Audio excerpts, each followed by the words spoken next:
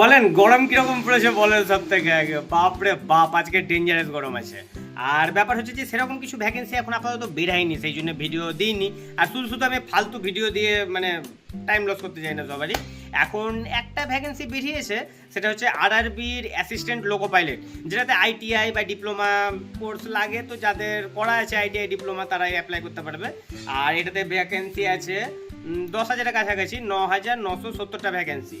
আর last date আছে পরের মাসে কত 15 তারিখ না কত তারিখ, 11 তারিখ। আমি গ্রুপে দিয়ে দিয়েছি, গ্রুপে দেখে নিতে পারেন যে কী কী লাগবে, মানে কী কী লাগবে বলতে এলিজিবিলিটি কী দরকার আর কবে ডেট আছে, এরকম গ্রুপটা একটু ফলো করতে পারেন।